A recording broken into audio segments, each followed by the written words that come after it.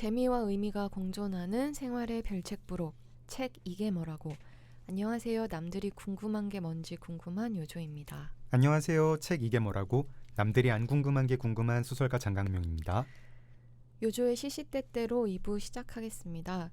오늘 소개해드릴 시집은요. 초가을이 되려 해라고 하는 뭐랄까 이게 좀 이런 설명이 약간 조금 이상하긴 한데 네. 그 정식 등단을 하지 않은 이제 그런 분들께서 쓰신 시를 모은 얇은 책자예요. 책도 약간 독립출판물인가요, 네, 혹시? 독립출판물이고요. 이제 그 디자인 이음에서 발행한 네. 책이에요. 그래서 이제 지구 불시착, 도도봉봉, 아무책방, 피서팻, 배역 카페에서 이제 만나서 같이 시를 쓰고 이제 그걸 모은 책인데요. 네. 그 가운데에서 소정이라는 이름의 시인의 신기루 없는 마을이라는 시를 네. 읽어보겠습니다. 네. 신기루 없는 마을. 축배를 들자. 얼음은 이미 녹아 없으니 다듬어진 목넘김으로 잔의 바닥을 들여다보자. 비치타월과 수영복을 샀다던 누군가의 소식에는 모래가 앞을 가리는 잔바람이 불고 곁에 머물기로 한 밀짚 모자가 침착하다. 하지만 까맣게 그을린 팔에 청록의 줄기는 흐르고 있겠지. 멈추지는 않았겠지. 나는 자결과 장렬의 차이를 알고 난 참이다.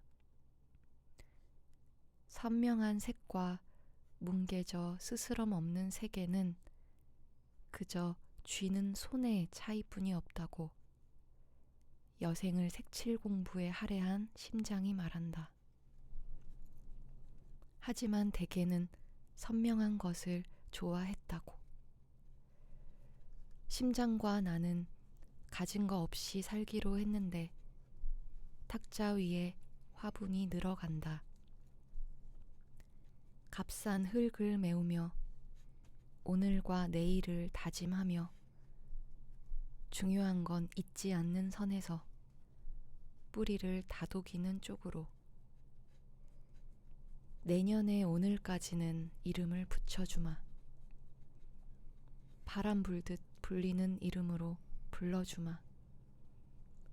어쨌든 살기로 했으니 내리는 비를 받아서라도 헤아려 주마. 신이 없는 곳에 내가 살고 있으며 덧없는 것들의 위로를 받고 있으니. 네. 뭔가 좀 알듯 모를 듯한 그런 시인데 사실은 저희가 다루는 책이랑 저는 지금 뭐 이렇게 언뜻 생각나는 건 없고 그것도 시 제목하고도 이렇게 막 이렇게 언뜻 생각나는 건 없고 오히려 시를 듣다 보니까 그 시집 제목이 그냥 자꾸 생각이 나네요. 뭐 비치타월 뭐 이런 얘기도 나오고 초가을이 되려 한다고 하니까 제가 여름 되게 싫어하거든요. 그래서 반가운데 마침 초가을 무렵에 들어서 더 반갑다. 그냥 유주님 이 시 오늘은 어떻게 무슨 생각으로 가져오신 건가요? 저는 그냥 이 시에서 네. 어떤 나약한 인간의 나약하지만 분명한 생애 의지 같은 거, 음. 어, 어쨌든 나는 지금 살아있고 네. 최선을 다해서 살아보겠다라고 하는, 그리고 지금 이 세계는 나는 신은 없는 것 같으나 그럼에도 내 주변에 나처럼 사소한 것들에게서 위로를 받고 있으니 그것으로 나는 내게 주어진 삶을 열심히 살아보겠다라고 하는 어떤 의지를 읽었는데요. 네. 사실 우리가 오늘 다룰 책에서도 비슷한 메시지를 전하고 있는 것은 아닌가. 음. 답은 없지만 어쨌든 계속 고민하면서 전- 윤리에 대해서 어, 그렇게 생각해보는 그렇군요. 네. 그래서 한번 준비해봤습니다. 저는 그 아까 읽어주신 시 중간에 뭐 중요한 건 잊지 않는 선에서 뿌리를 다독이는 쪽으로 뭐 이거를 들을 때 그래 뭐 양치질을 잊지 않으면서 이 뿌리를 이렇게 좀 튼튼히 하자 뭐 이런 걸로 좀 엮어보려다가 이건 좀 무리수인 것 같다. 네, 네. 알겠습니다. 혹시 치과 의사이시자 의료 인문학자이신 작가님은 어떻게 시를 읽으셨는지 한번 모셔가지고 여쭤보기로 하겠습니다. 네, 누구를 어떻게 살릴 것인가의 저자이자 의료 인문학자이신 김준혁 선생님 지난 시간에 이어서 이번 시간에도 모셨습니다. 안녕하세요. 작가님 안녕하세요. 네, 시간이 참 빠르네요. 혹시 아까 그 시를 어떻게 좀 읽으셨나요?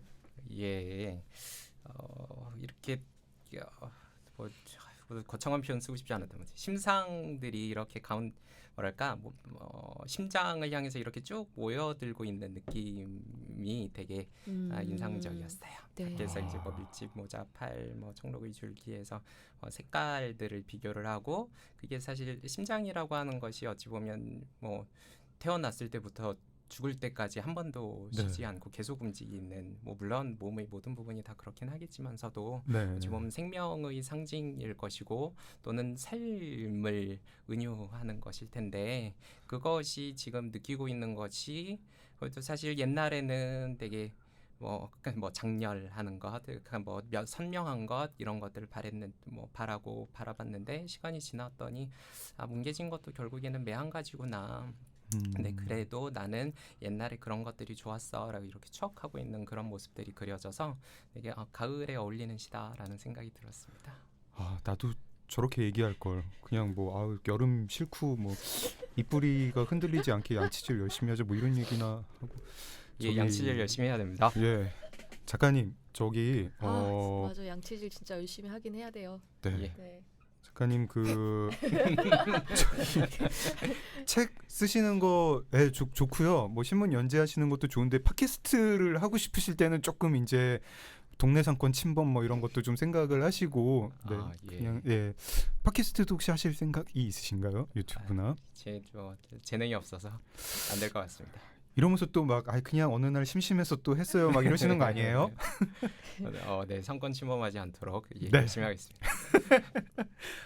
저희가 1부하고 2부 사이 시간에 정말 열띤 대화가 오갔습니다. 뭐 이렇게 이가 시린데 어떻게 해야 되느냐부터 턱에 보톡스 맞는 거 어떻게 생각하느냐 온갖 뜨거운 실질적 조언들은 다 듣고 네. 그러니까 네. 이 진짜 그 어떻게 보면은 되게 사람들이 많이 궁금해할 이야기인데 그쵸? 근데 네. 우리가 그걸 쉬는 시간에 너무 막 우다다다 나눠버렸네. 그래도 양심치과 얘기는 안 했잖아요. 저는 근데 되게 이런 식으로 생각해 본 적이 없어가지고 좀 놀랐습니다. 그리고 이제 의료 윤리라는 게 진짜 뭐 무슨 죽고 사느냐의 문제 이런 게 아니라 이런 것도 정말 윤리적 관점에서 볼 수 있고 이것도 답이 하나가 아니다. 저희가 지금 뭐 어떤 특정 병원에 대한 무슨 뭐 의견을 얘기하거나 또는 뭐 어떤 뭐 의사라는 직업군에 대해서 뭐 얘기하는 게 아니라 그냥 그 어떤 가치를 추구할 것이냐 자체가 되게 다르구나 이런 생각을 했어요. 그리고 그 가치에 대해서 한번 얘기를 해보겠습니다. 작가님 한번 설명해 주시죠. 이 양심치과 이야기 같은. 네.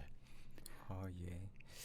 조금 부담스럽긴 한데 지금 뭐 그래도 특정 병원 근데 이야기는 하는 게 아니라 그냥 양심이라고 하는 단어는 일반 뭐 명사니까 그에 대해서 뭐 너무 딱 누구를 지목한다라고는 생각하지 않으셨으면 좋겠습니다. 네.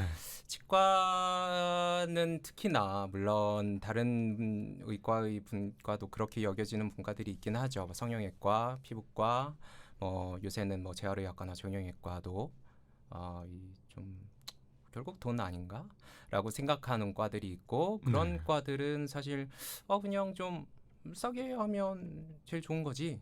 라고들 많이 생각을 하시는 것 같아요. 네. 그러면 이제 거기서 우리 집 또는 우리 병원이 우리 의원이 제일 싸게 치료를 해드립니다. 라고 이야기를 하는 곳들이 있고 그런 곳이 뭐 영심치과라든지 영심 뭐 피부과, 영심안과 뭐 이런 식으로 불릴 수 있을 것 같은데요. 네. 사실 그것 또한 어찌 보면 우리가 너무 이런 일은 다 답이 있고 누군가가 다 결정해야 해줄 수 있는 거고 제일 좋은 방법이 있다라고만 생각을 해서 발생한 그냥 어떤 한 이면은 아닌가라고 생각을 하고 있어요. 사실 네. 치과도 예컨대 충치가 있다. 그럼 제일 뭐 TV에서도 그렇고 그럼 진단이 다 똑같아야 되는 거 아니냐라고 하는데 사실 충치라는 게 뭐 이렇게 무슨 입안에 뭐 예를 들면 뭐 상처가 났다라든지 뭐 세균에 감염이 됐다 이런 것처럼 딱 끊을 수 있는 게 아닙니다. 사실 모든 사람에게는 다 충치가 있고요. 네. 그리고 근데 이제 그게 정말로 치료해야 되는 충치냐 아니면 그냥 놔두고 좀 관리를 해도 되는 수준이냐 네. 그냥 그런 차이일 뿐인 거죠. 네. 그런데 이제 그런데 마치 이 진단은 하나 어떤 치아를 봐도 누가 동일한 진단을 내려야 되는데 저 치과에서는 무슨 충치가 10개다. 우리 치과에서는 충치가 2개라고 얘기했으니까 우리가 되게 양심적으로 딱 필요한 것만 얘기하는 거다라고 이야기를 하시는 분이 있는데요. 사실 그건 어떤 전략 또는 어떤 가치를 우선을 하느냐 이 차이라고 생각을 해요. 네. 예컨대 그냥 환자는 기본적으로 관리를 엄청 잘하고 네.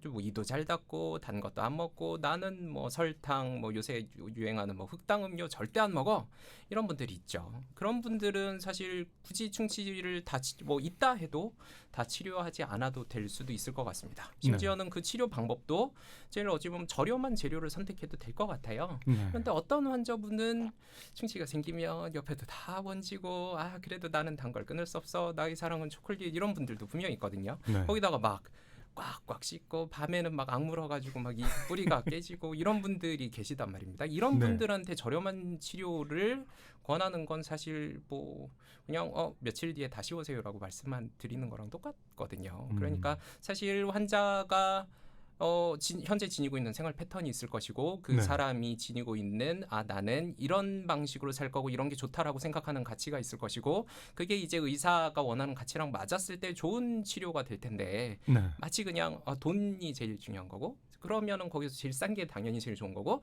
그러니까 우리가 최고야 라고 이야기하시는 분들이 있어서 간혹 조금 당황스러울 때도 있고 이거는 참 어찌 보면 우리의 급속도로 발전하고 변한 사회와 의료제도의 어찌 보면 한계 같은 거구나라는 생각을 가끔 하게 되죠. 네.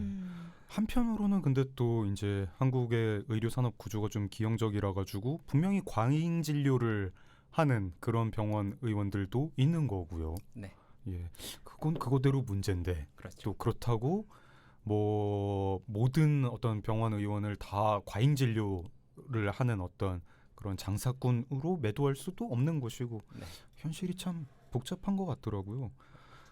이런 가치 같은 거를 그럼 이제 어떤 가치를 추구해야 될 것인지가 어떻게 보면은 병원에 가서 제일 기본에 밑에 깔려 있는 것인데 저는 그것도 어떤 의료 철학적인 논의가 오가한다는 거를 책을 읽고 처음 알았습니다.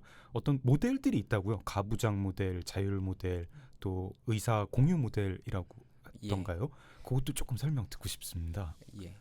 사실 한 60년대까지만 해도 네. 1960년대까지만 해도 그리고 사실 한국 이 이야기는 좀 미국 기준이라는 걸 좀 일단 말씀을 드려야 될 것 같아요. 한국에서는 그런 외국에서의 논의들 또는 생각들, 현재 상황들이 되게 흡수돼서 압축적으로 옮겨오면서 여기에서 다시 변화가 일어납니다. 그래서 네. 이런 이야기를 하면 우리랑 좀 다른데? 라는 이야기가 당연히 나올 수밖에 없고요. 사실 네. 한국 상황은 또 달라요. 그래서 네. 이렇게 좀 딱 끊어서 이야기할 수 있는 거는 사실 이런 이야기들이 미국에 나와서이기도 하고 미국은 실제로 그렇게 딱 눈에 봐도 좀 차이가 나는구나. 이게 눈에 음. 보이기 때문에 그냥 일단 미국 예를 드는 건데요. 예. 분명히 좀 나라마다 그리고 제도마다 그리고 사람들이 어떤 그 뭐 역사마다 차이는 분명히 있습니다. 아무튼 미국은 네. 60년대까지는 이거 뭐 당연히 의사가 다 정해주는 거고 이거 뭐 왜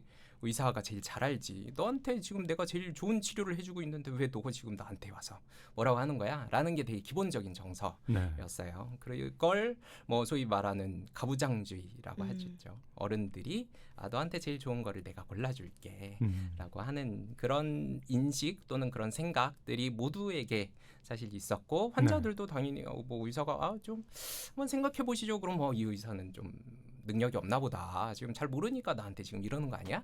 라는 식으로 생각을 하다가 60년, 70년대로 지나가면서 분위기가 확 바뀝니다. 네. 사실 그건 문화적인 배경도 있을 것이고 뭐 또 그때 당시 뭐 반전 운동이라든지 뭐 네. 여러 가지 사회 운동의 영향도 있을 것이고 아니야. 소비자가 골라야지. 이거 의료 서비스 다 산업이잖아. 왜 시장에다 맡겨야지 그거를 뭐 의사가 뭐 제일 잘한다고 그거 왜 골라?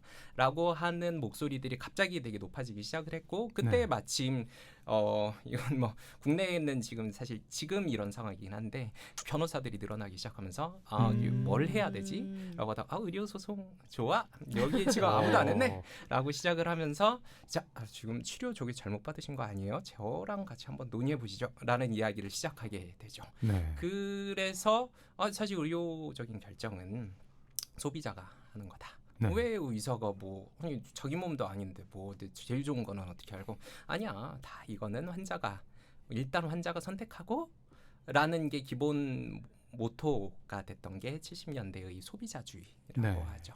그래서 이제 그 전에는 의사 환자 관계를 약간 좀 스승과 제자 또는 뭐 부모와 아이 같은 식으로 좀 생각을 했었다면 네. 그때는 그냥 고객과 그다음에 이제 뭐 서비스 제공자. 네, 서비스 제공자 네. 또는 뭐 수탁자와 수익자 이런 식으로 그냥 구분을 하게 됩니다. 네. 근데 한 10년 또 그렇게 살아보니까 이거는 안 되겠는 거죠. 사실 네. 환자가 다 결정을 한다는 게 되게 어찌 보면 그럼 환자가 결정하면 좋지라고 생각이 들지만 의료는 사실 엄청나게 큰 문제가 있습니다.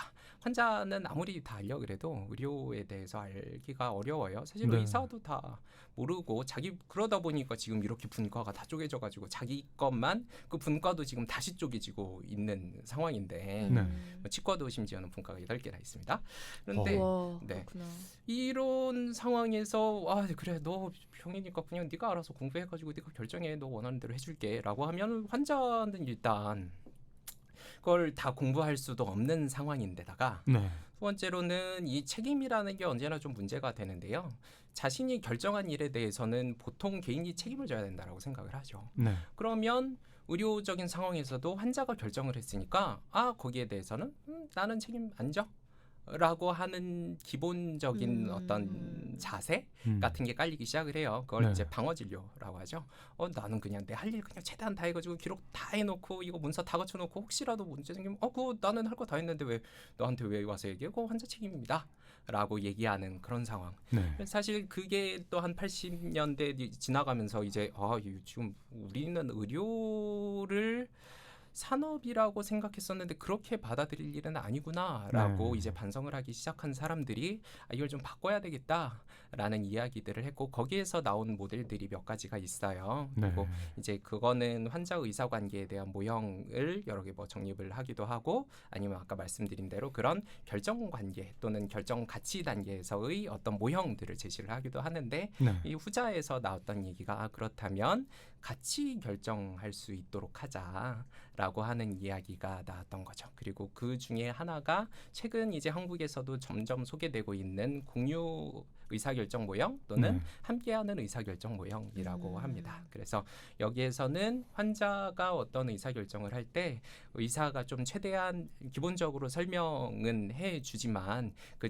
결정에 대한 어떤 모든 권한을 환자한테 다 넘겨주진 않아요. 그러니까 예를 들면 옵션이 10개가 있다라고 할 수 있죠. 근데 네 지금 충치를 떼어야 되는데 뭘로 떼울까요? 그러면은 뭐 여러 가지 치료 재료가 있을 거 아닙니까? 그럼 그거를 다 늘어놓는 게 뭐 소비자주의 모형의 접근 방법 또는 그거에서 조금 더 넘어가서 뭐 정보적 모형이라고 하는 것도 있는데 환자한테 최대한 정보를 알려주고 환자가 다 이해한 다음에 같이 결정하는 모형이 있었어요. 그 사이에 잠깐. 네. 그런 데에서는 환자가 기본적으로 선택을 해야 되기 때문에 다 알려주고 최대한 정보를 많이 알려주는 게 중요합니다.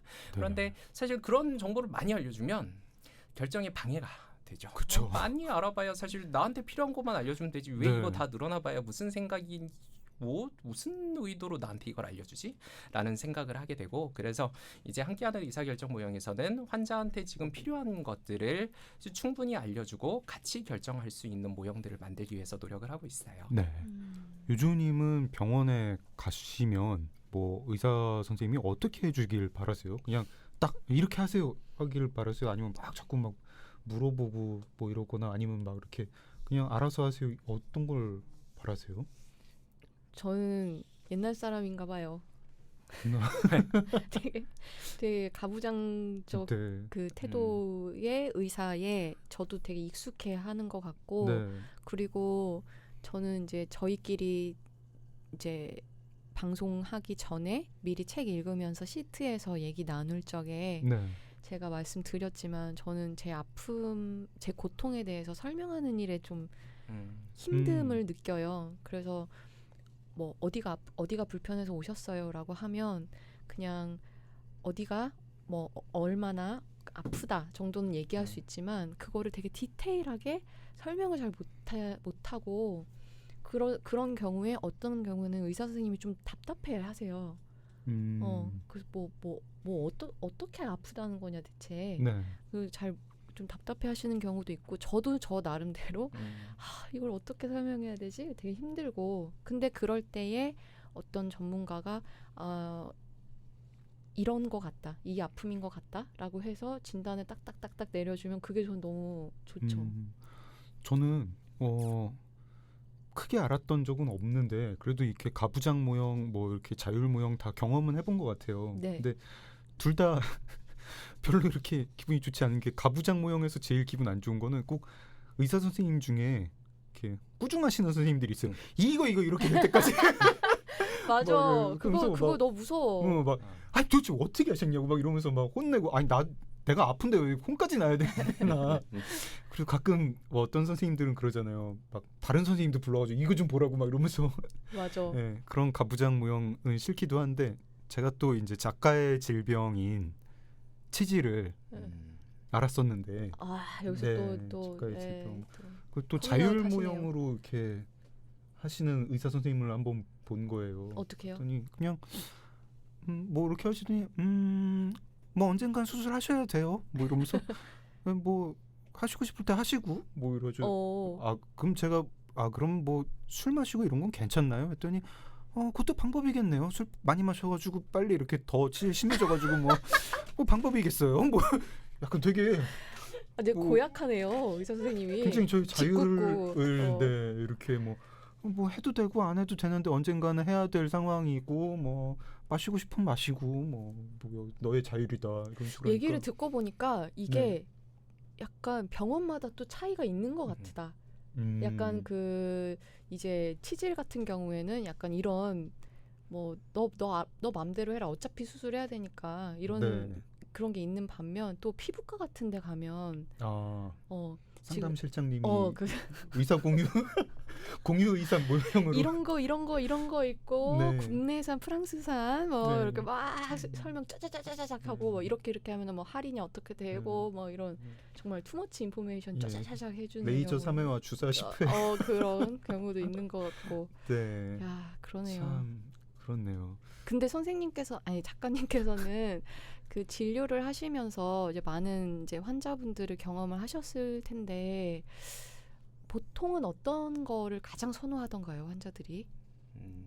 저는 사실 상담 대상이 환자가 아니라 보호자였기 때문에 그렇죠. 수학과는 네, 그러니까. 아이가 결정을 하지 않으니까요. 물론 간혹 이제 한 청소년쯤 되면 혼자 와서 이제 카드 가져왔는데 이렇게 하겠습니다. 뭐 이런 친구도 있지만 아무튼 기본적으로 이제 어머니 또는 가끔 아버지와 이야기를 하게 되고 저는 뭐 책에도 잠깐 이야기를 했습니다만 되게 좀 뭐랄까 깨달음의 순간 같은 게 네. 저는 막 이렇게 공부를 그때 한참 하고 그러면서 그러면 환자한테 되게 많은 걸 알려주고 환자가 좀 결정할 수 있게 하고 되게 도와주는 게 되게 좋겠다라고 네. 생각을 했었어요. 네. 근데 어느 분한테 그래서 지금 요 아이 치아는 지금 이런 상태라서 이런 방법이 있고 이런 방법이 있는데 요거는 이런 장점이 있는데 이런 단점이 있고요. 요거는 이런 단점이 있고 이런 장점이 있어서 저는 뭐 둘 다 좋은 거라고 생각하는데 한번 결정해 보셔도 좋을 것 같아요라고 이야기를 했더니 화를 내시는 거예요. 아니 그걸 네가 결정하려고 지금 거기 앉아 있는 건데 왜 나한테 물어보냐고. 그래서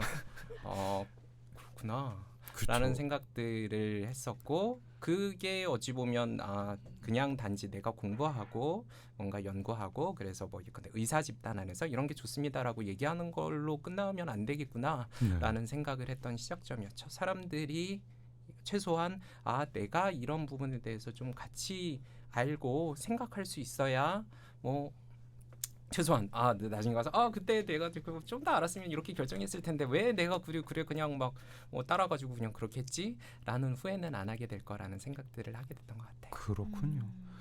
사실 뭐 치과 진료도 그렇고 치질 진료도 그렇고 막 엄청 중한 병 뭐 그런 건 아니잖아요. 근데 이게 중한 병이 정말 어떤 우리의 정체성을 구성하는 또는 우리 생명을 구성하는 문제가 되면 이 의사결정 모델에 따라서도 그것도 진짜 심각하게 고민을 해봐야 될 것 같은 그런 생각이 들더라고요. 책에는 이제 존엄사와 알츠하이머 이야기가 나오는데 네. 존엄사 이야기는 저희가 또 다른 책으로 좀 몇 번 다루기도 했고 뭐 알락이나 그 하시다 스가코 여사님 책으로 하기도 했는데 먼저 이런 질문을 생각해 보면 좋을 것 같습니다. 네. 어떤 환자분이 이제 요양시설이니까 거주자라고 표현하는 게 맞겠죠. 네. 거주자분이 계세요. 네. 알츠하이머병에 걸려서 오셨습니다. 이분은 평생 채식주의자로 사신 거예요. 예. 그리고 근데 어느 날 이분이 이렇게 병이 조금 진전되면서 하다 보면 이렇게 지켜보니까 네. 다른 거주자분들의 고기를 뺏어 먹습니다. 그렇다면 이분을 보고 원래 채식주의자셨으니까 고기를 드시면 안 돼요라고 막아야 할까요? 아니면 뭐 지금 뭐 상황이 뭐 그냥 뭐 좋은 거 하라 그러지 뭐 하고 손을 놓는 게 맞을까요? 진짜 아니면 뭐 이거 조금 더 나가는 얘기일 수 있는데 네. 어떤 뭐 물론 외국 이야기일 수도 있겠지만 이제는 이런 이야기들은 저는 자주 해야 된다라고 생각을 해서 네. 어떤 분이 아무튼 뭐 커밍아웃을 하지 않았더라도 동성애자였습니다. 그리고 평생 동성애자로 사셨고 그쪽 뭐 모두 다 알고 있고 그래서 입소하실 때도 이분은 동성애자셨어요라고 말씀을 하셨어요. 네. 그런데 거기 거주자 여성분과 이렇게 지내시는 거죠. 잘. 그러면 그분은 남성 네, 동성애자인데요. 그러면 이분한테 동성애자셨으니까 이분을 만나시면 안 된다라고 말씀을 드려야 될까요? 아니면 지금 뭐 또 사람이 바뀌었으니까 성적 취향이 바뀔 수도 있는 거지라고 하고 그거를 그냥 편하게 하십시오라고 놔둬야 될까요? 저는 사실 이런 건 상황마다 또 그 만나는 구성원 집단마다 되게 답이 다를 수 있을 거라고 생각을 하거든요. 네. 예를 들면 아까 좀 채식주의는 좀 요조님이 더 관심이 많으실 것 같아요. 어떻게 생각하십니까? 근데 저는 그냥 당사자의 의사를 존중해 주는 게 좋을 것 같아요. 네, 그러니까 어쨌든 저 사람 원래 채식 오랫동안 했는데 왜 저러지? 라고 이상하게 주변에서는 생각하겠으나 어쨌든 당사자가 고기를 먹는 것을 즐겨하고 또 좋아한다라고 한다면 이상하다고 해서 그거를 우리가 막을 권리가 있을까라는 생각이 또 들고 먹고 싶은 거 먹게 해야지 이렇게 생각하게 될 것 같아요. 만약에 예를 들어가지고 그분이요. 젊을 때 그냥 채식주의자가 아니라 채식 운동가였고 채식을 해야 된다 막 이런 주장을 펼쳤고 그거를 되게 자기의 어떤 삶의 중요한 가치로 생각했다면 어떨까요?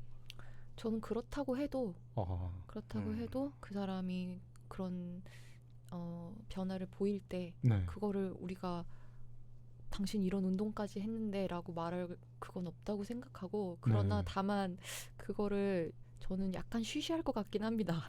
그리고 하나 더 추가해서 네. 딸이 있으신 거죠, 이분이.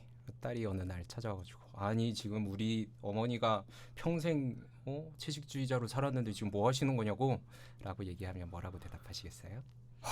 그러면 그때도 저도 알고 있는데 이분이 너무 고기를 좋아하시고 행복해 하신다. 그래서 나는 그분의 현재의 욕구를 존중하고 싶다. 내가 이거를 막을 권리 없는 것 같습니다. 이렇게 말씀드릴 것 같아요. 정 작가님은 뭐 채식주의는 얘기는 많이 했으니까 성적 네. 지향을 바꾸신 분에 대해서 혹시 어떻게 생각하십니까? 사실 어떻게 보면은 그 성적 지향이 바뀐 게 저는 채식주의보다는 조금 이 문제는 좀 딜레마가 덜 되는 것 같은데 뭐 글쎄요 그거는 이제 제가 생각할 때 어떤 그러니까 이 알츠하이머의 그 문제적 지점이 뭐냐면 이 사람이 아니게 만들어 버리는 그 인격의 정체성의 되게 중요한 부분을 막 훼손하는 거잖아요. 그리고 채식주의 같은 거는 그 사람의 어떤 정체성에 어떤 사람들은 그걸 굉장히 부여를 할 것 같거든요.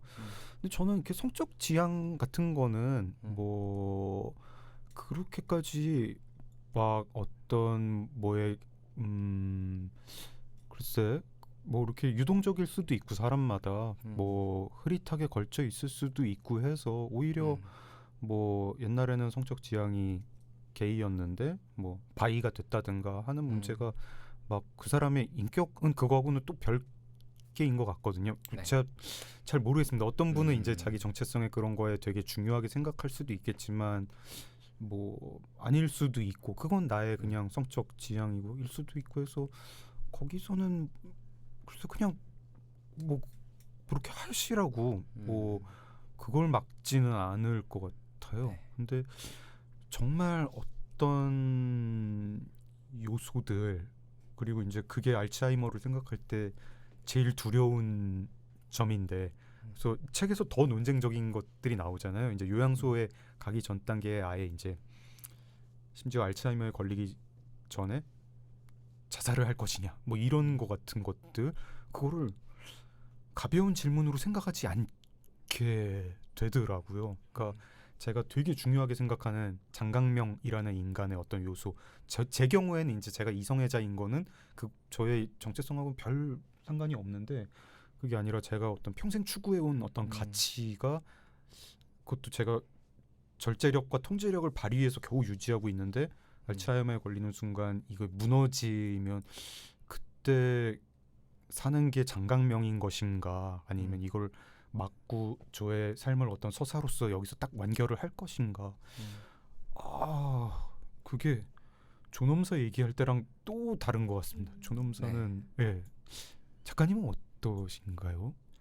저는 사실 제 개인적인 입장과 또 약간 공부하는 사람의 입장으로서 조금 약간 괴리도 있고 네. 또 지금 생각을 좀 정리해 나가는 과정인데요. 네. 사실 지금 편하게 해줘야 된다라고 하는 입장이 가지고 있는 문제가 있기는 합니다. 어떤 왜냐하면 문제가 있나요? 사실 그렇다라고 하는 거는 물론 이제 방금 장 작가님 말씀하신 것처럼 그럼 그 사람을 구성하는 게 뭐냐라고 이야기가 될 수도 있죠. 그리고 네. 그 이야기도 되게 중요한데요. 네. 예컨대 말씀하신 채식주의 내가 가지고 있는 그 가치는 나라는 사람을 구성하는 데서 되게 필수적이지만 예컨대 뭐 성적 지향은 나는 아니라고 생각해.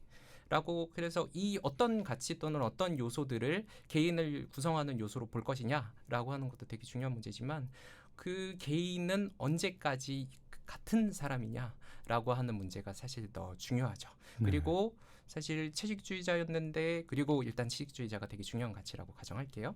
근데 나중에 그 사람이 고기를 먹을 때 오케이 나도 라고 한다는 건 어찌 보면 이 사람이랑 지금의 사람 예전의 그 채식주의자였던 그 사람과 현재 거주자는 다른 사람이라고 생각을 하는 거잖아요. 네. 그렇다면 그 사람이 예컨대 뭐 나는 뭐 요양원에 들어간다면 이렇게 하겠다라는 지시서를 쓴다라고 했을 때 그 지시서를 구속할 수 있는 요건이 사라지게 되는 거죠. 다른 사람인데 다른 사람이 쓴 걸 말을 따를 필요가 없으니까요. 또 뭐 그냥 아주 좀 간단하게 말하면 사실 옛날에 그 채식주의자였던 사람이 벌어놓은 돈을 가지고 지금 이 사람이 누리고 있는 건데 네. 다른 사람이 벌어놓은 돈을 가지고 누리게 한다? 그래서 사실 좀 이상할 수 있습니다. 이게 사실 첨예하게 부딪히는 문제는 말씀하신 것처럼 뭐 자살이라기보다는 아직 안락사가 허용되지 않겠지 때문에 국내에서 얘기할 거는 아닐 수도 있지만 만약에 그런 경우에 안락사를 허용한다. 라고 한다면 네. 그리고 그것이 개인이 미리 써놓은 어떤 문서에 의해서 구속이 된다라고 하면 네. 그 사람이 같은 사람인가 같은 사람이 아닌가는 되게 중요한 문제가 되죠. 다른 사람이라면 옛날에 너 안락사 아니 뭐 알츠하이머병 걸리면은 나는 안락사 할 거야 아무런 의미가 없는 거예요. 다른 사람인데 그 의견을 받아줄 아무런 이유가 없거든요. 네. 그러다 보니 일단 논리적으로 볼 때에는 다른 사람이라고 볼 때는 현재 우리 법적 제도적인 어떤 가치 또는 어떤 이 절차상으로 문제가 발생한다라고 이야기를 하고요. 사실 저는 제 개인이 뭐 아까 서사 말씀하셨지만 네. 결국에는 삶이라고 하는 것은 이야기라고 생각을 합니다. 그런데 네. 여기서도 두 가지로 생각을 할 수가 있겠죠. 어떤 사람은 내가 쓰는 이야기라고 생각을 하는 분들이 있고 네. 뭐 사실 저는 이제 박사 과정을 전공을 해서 논문을 썼던 게 이제 서사의학이라고 하는 파트인데 거기에서는 그런 개인이 쓰는 이야기를 되게 중시를 해요. 환자가 쓰는 이야기, 의사가 쓰는 이야기. 그런데 저는 사실 그 이야기를 들을 때마다 조금 하는 생각이 들 때가 있습니다. 과연 이 김준혁이라고 하는 사람의 이야기는 네. 내가 지금 기억하고 내가 지금 이런 삶이었고 이런 이야기였지라는 것만으로 구성이 될 것인가? 네. 라고 나한테 일단 질문을 던져봤을 때도 아니지 않나? 라는 생각이 들거든요. 일단 내 기억이 그렇게 정확하지 않을 것이고 그 기억은 더구나 나의 그 온갖 자의식과 그런 것들로 덧칠이 돼 있을 것인데다가 네. 사실 빈 부분들이 너무 많고 다른 사람들에게 미친 영향이나 이런 건 하나도 고려하지 않고 그냥 그래 나는 그때 그런 결정을 했고 그런 삶을 살았지 라고 생각을 하는 거라고 좀 보여서 저는 그 이야기라고 하는 것은 물론 내가 좀 어느 정도 기여한 바도 있지만 내 주변 사람 그리고 내가 뭐 사회에 미친 영향 그리고 사회가 나한테 쓴 그 모든 것들을 통해서 이루어지는 이야기라고 생각을 해요. 네. 그리고 그렇다라고 했을 때에는 그런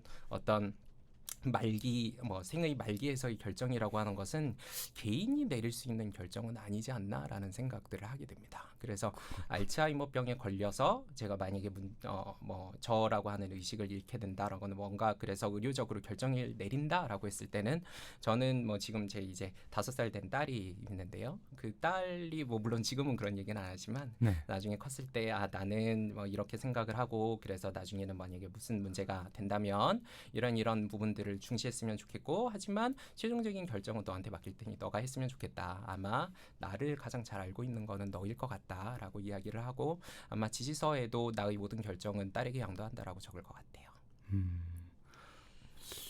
참 생각하면 생각할수록 복잡한데 의료 윤리학자 이제키엘 이메뉴얼 이분 이름을 여기서 처음 들었는데요. 이분은 나는 왜 75세에 죽고 싶은가라는 글을 쓰셨다고요? 예. 그분은 그러면은 왜 이런 글을 쓰신 건가요? 그 양반한테 강의 들을 때 물어볼 걸 그랬는데 제가 되게 이상한 것만 물어보고 그래가지고 아무튼 사실 이건 되게 미국적인 생각입니다. 네. 사실 75세면 미국 기준으로 봤을 때 이제 노인이라고 생각하는 거죠. 살 만큼 살았다.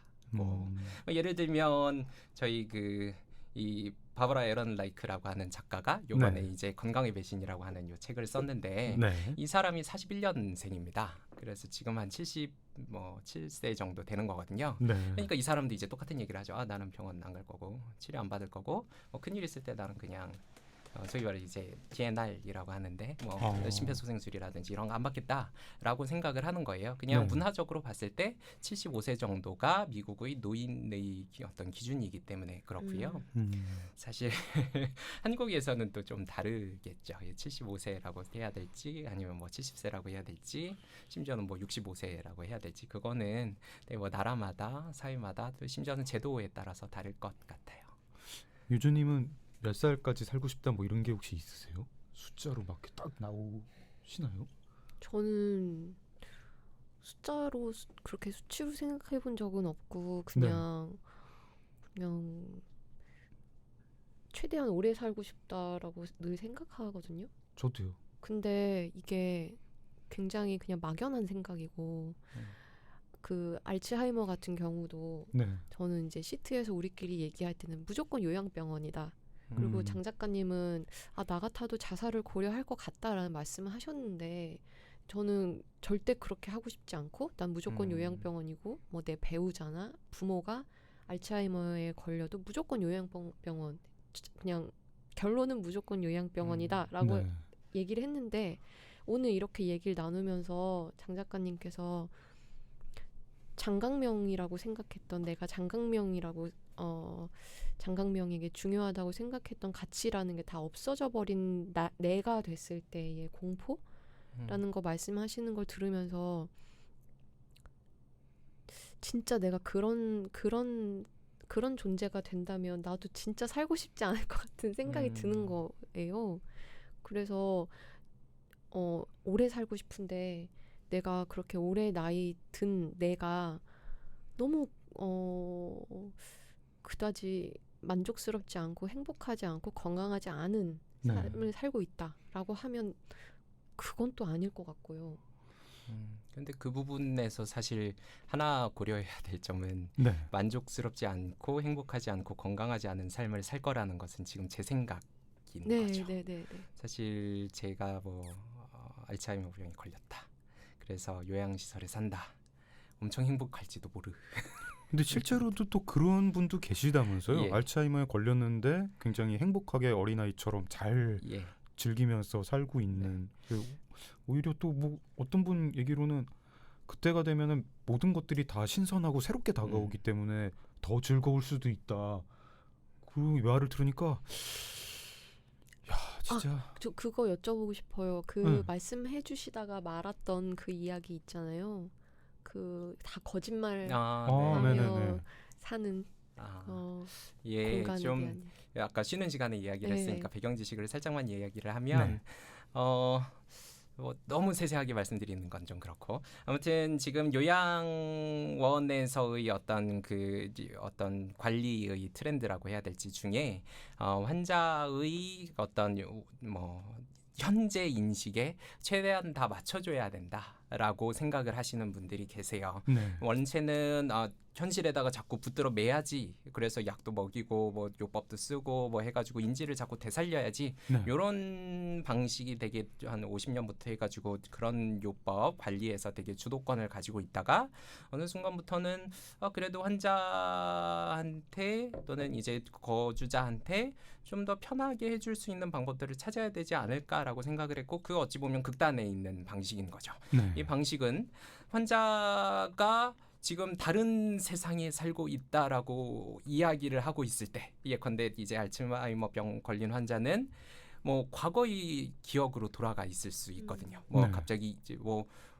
앞에 있는 사람을 보고 엄마라고 부르면서 이제 75세의 남성이 엄마 나 뭐 해가지고 너무 좋아라고 이렇게 하고 있는 상황에서 그냥 그 이야기에 자연스럽게 맞춰주면 오히려 환자가 더 편하지 않겠나라는 생각을 하는 겁니다. 네. 조금만 더 요거는 좀 너무 같다라고 생각을 하시면 뭐 이런 거 생각하실 수 있죠.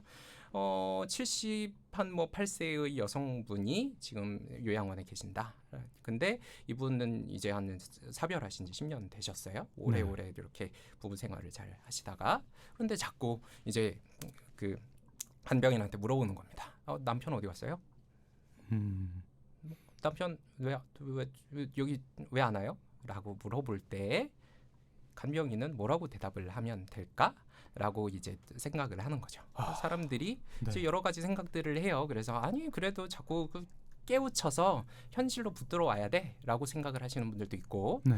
아니 왜 자꾸 얘기해서 자꾸 고통스럽게만 해요. 그거 뭐 지금 사실 10년 전에 돌아가셨잖아요라고 얘기한다고 그 지금 할머니의 정신 상태가 갑자기 뭐 좋아지고 뭔가 인식을 회복하고 뭐 옛날 기억이 나고 아니 안 그래 그냥 곧 오실 거예요. 1시간 뒤면 오세요. 잠깐 나가셨잖아요라고 얘기하면 까먹으실 겁니다.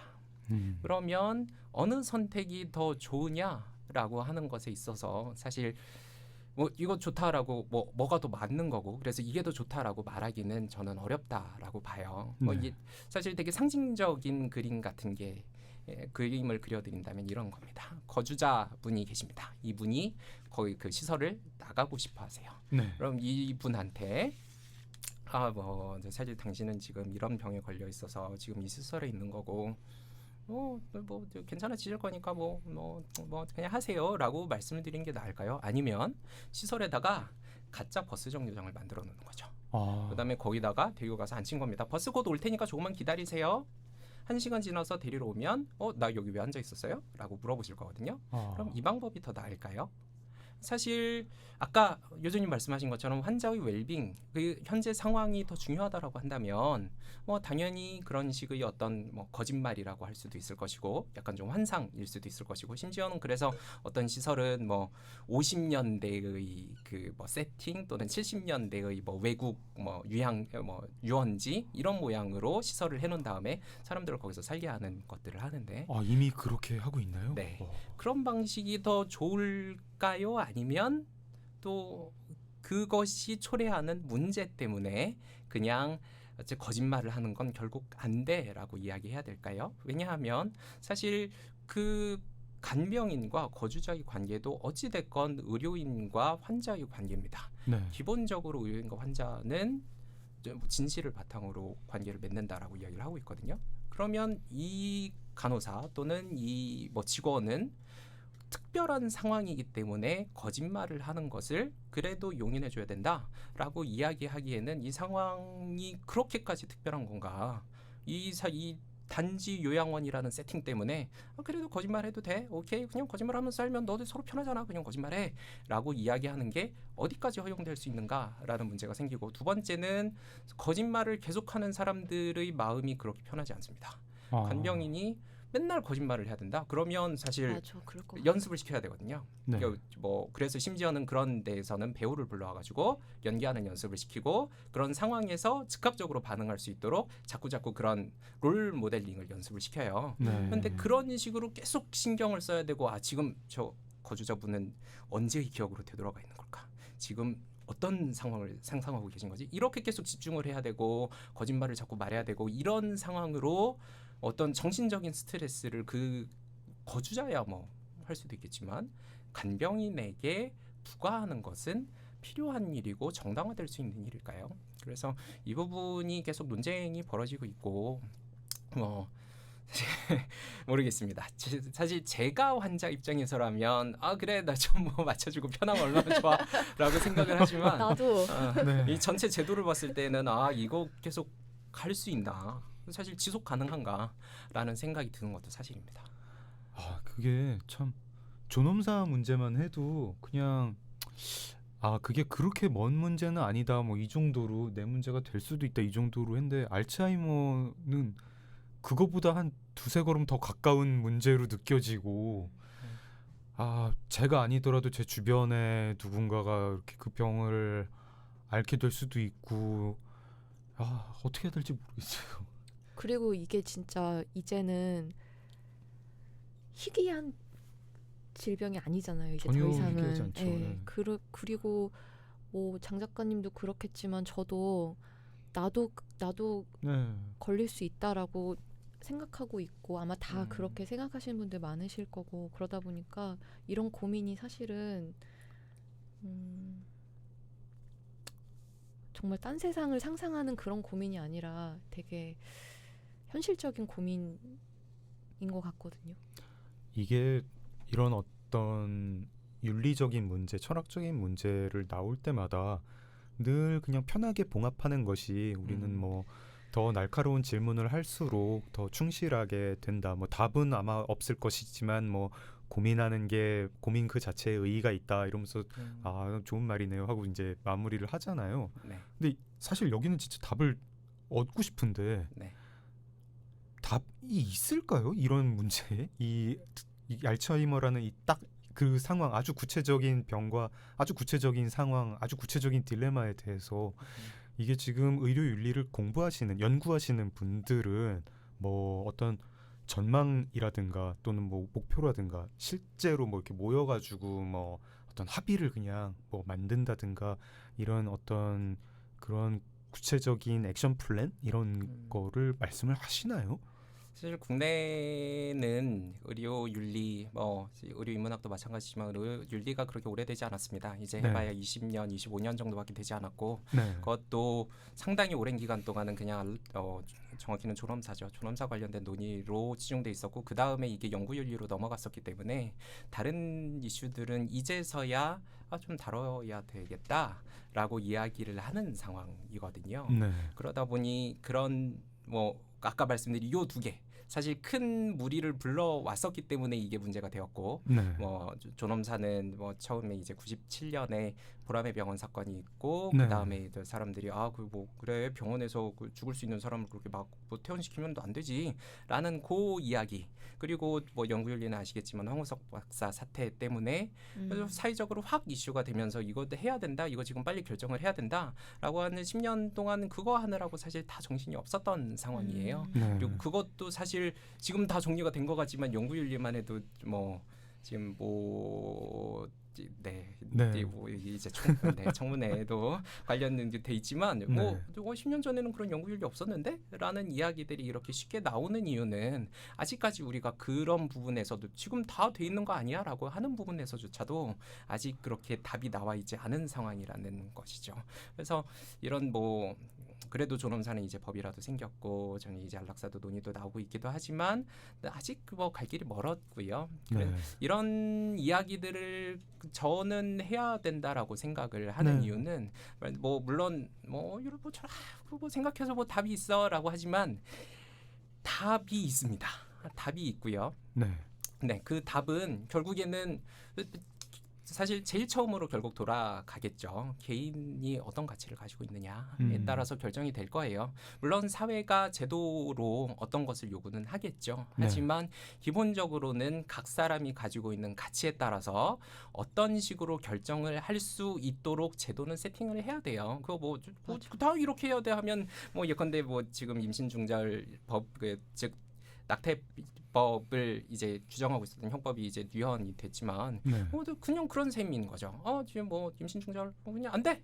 라고 그런 식으로 이야기할 게 아니라면 결국에는 법은 개인의 결정을 최대한 존중할 수 있고 어떻게 잘 결정할 수 있는지로 세팅이 돼야 되고 그럼 각자는 그래 그럼 그런 상황에서는 나는 나의 이런 가치에 따라서 이런 식으로 결정을 할 거야 라고 미리 생각을 해볼 수 있어야 되겠죠. 그래서 이게 여러 사람의 관점을 생각하다 보니까 답이 없는 것처럼 느껴지지만 개인의 답은 분명히 있습니다. 아직까지 생각하지 않았을 뿐이죠. 그래서 자꾸 이런 부분을 만들고 이야기를 하고 그래서 나는 이제 이런 점에 대해서는 나의 이전의 이런 가치에 비추어서 이렇게 결정할 거야 라고 생각을 해두는 것만 해도 사회는 많이 바뀔 거라고 생각해요.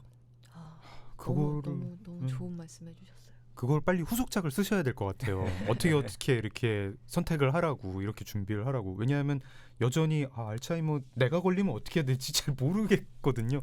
빨리 후속작을 써주시길 바라며 혹시 지금 이미 쓰고 계신 건 아닌가요? 혹시?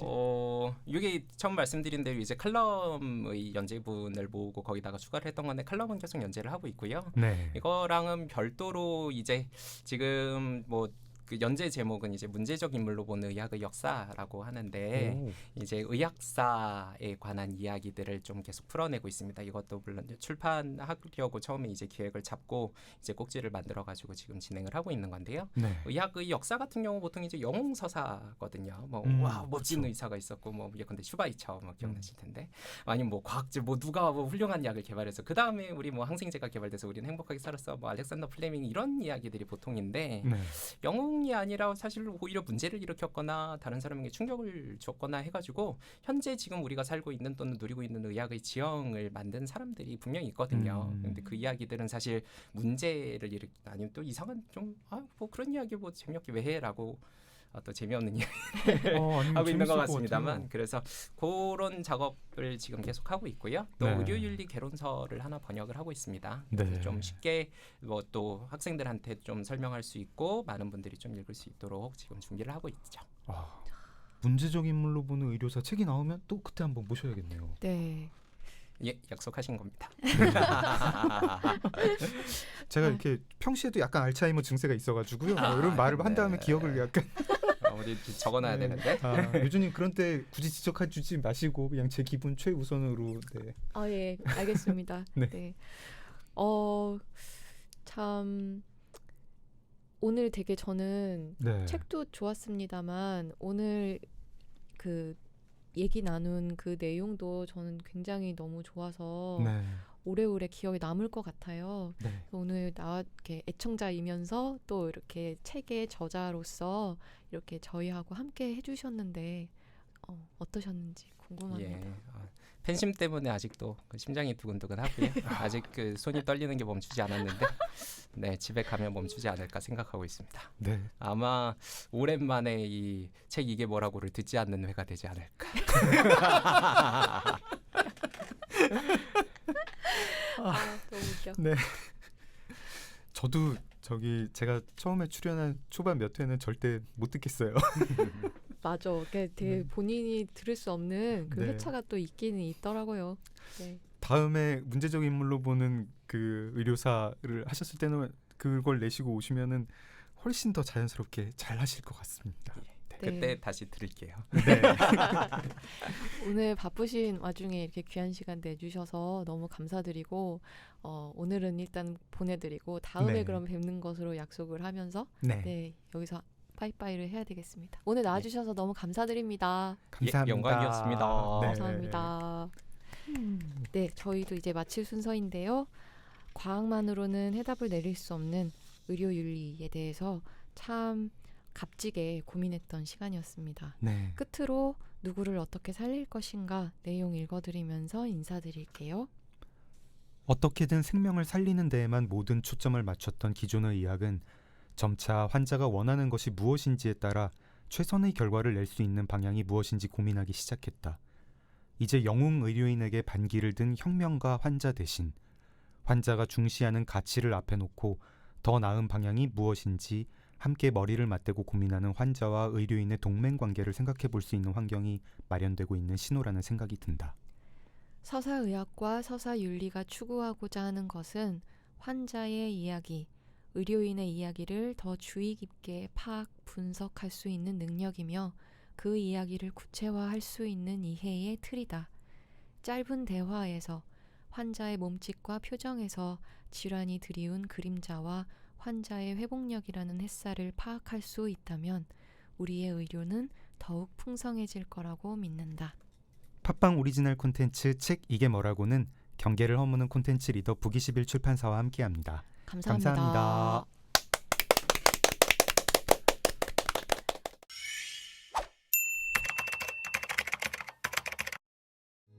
정말 이게 뭐라고 정말 이게 뭐라고 정말 이게 뭐라고 고고고고